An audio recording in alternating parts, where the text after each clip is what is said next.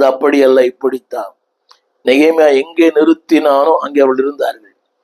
என்னை கேட்டுக்கொண்டிருக்கிற திருச்சபை விசுவாசியே, உங்கள் ஊழியன் உங்க எங்கே நிறுத்துகிறாரோ அங்க நில்லுங்க. அங்கே போக வேண்டாம் என்றால் போகாதிருங்கள். இந்த கூட்டம் தேவையில்லை, இந்த கூடுகை தேவையில்லை, இந்த உறவுகள் தேவையில்லை, நட்பு வட்டம் தேவையில்லை. Accept it. உங்களுக்கு என்ன தெரியும்? அவங்க என்ன ரொம்ப நேசிக்கிறாங்க, நேசிப்பாங்க. ஆனால் கடைசியில் அவங்க தான் அவங்களுடைய ஆத்மாவுக்கு உல வைப்பாங்க. கவனிங்கள், இந்த வார்த்தையை நான் அதிகமாக நேசிக்கிறேன். நான் ஜனங்களை குடும்பமாக நிறுத்தினேன். என்னை கேட்டுக்கொண்டிருக்கிற அன்பு பிள்ளைகளே, வருகிற வாரத்தில் குடும்பமா செல்லுங்க. ஒன்னாவே போங்க. கணவன் முதலாவது, மனைவி இரண்டாவது, மனைவி முதலாவது, கணவன் இரண்டாவது. மருமகள் அடுத்து வரும், அடுத்து மகன் வருவார், அடுத்து பேர பிள்ளைகள் வரும். இது எவ்வளவு ஒழுங்கீனமான வாழ்க்கை. குடும்பம், தேவன் குடும்பங்களை கட்டுகிறவர். குடும்பங்களை ஏற்படுத்தினதே இதற்காகத்தான், தம்மை ஆராதிக்க. இதான் கொலைசில் வாசிக்கிறோம், நம்முடைய முழு குடும்பத்திற்கும் அவர்தான் சொந்தக்காரர். அடுத்த ஒரு வார்த்தை 14ஆம் வசனம். அதை நான் பார்த்து எழும்பி. ரெண்டு வார்த்தை. சோர்ந்து போகிற உலகத்திலே நிற்கிற ஒருவன் தான் ஊழியன். இது கடினமான ஒன்று. அதை நானே பயிற்சிவிக்க முயலுகிறேன். அது வெற்றி என்று சொல்லவில்லை.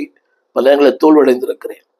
சோறுகள் வரும்போது, இந்த பாடுகள் வரும்போது, இந்த செப்ரே சில நாட்களில் இந்த ஊடகத்தில் பேச முடியாத நிலைமை, பேசுவதற்கான அந்த ஒரு வேகம் இல்லை, அப்படிப்பட்டதான ஒரு பாரமும் இல்லை. வேதம் அவர் சொல்லுகிறார், நான் எழும்பி பிரபுக்களையும் அதிகாரிகளையும் மற்ற ஜனங்களை நோக்கி அவர்களுக்கு பயப்படாதிருங்கள். அதுதான் நான் சொல்ல வந்த வார்த்தை, நாட் டிஸ்கரேஜ்.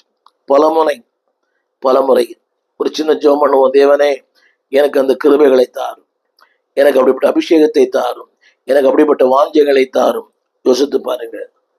ஒரு பக்கம் அரசியல்வாதிகள் சன்பல்லா தொபியா, என் பக்கம் ஒரு ஆன்மீகவாதி நொவதியாள் என்கிற தீர்க்கதரிசி. இந்த வார்த்தை சொல்கிறது, நான் அவர்களை நோக்கி சொன்னேன், பயப்படாதிருங்கள். நீங்கள் மகத்துவமும் பயங்கரமான ஆண்டவரை நினைத்து உங்கள் சகோதரருக்காகவும் உங்கள் குமாரருக்காகவும் உங்கள் குமாரத்திகளுக்காகவும் உங்கள் மனைவிகளுக்காகவும் உங்கள் வீடுகளுக்காக யுத்தம் பண்ணுங்கள். எத்தனை அருமையான வார்த்தை. என் அன்பு ஊழியர்களே, சோறுகள் எல்லாருக்கும் நீ நினைக்கலாம், என்ன பிரச்சனை என்ன தெரியும்? பொருளாதார பிரச்சனை, குடும்ப பிரச்சனை, சரீர பிரச்சனை,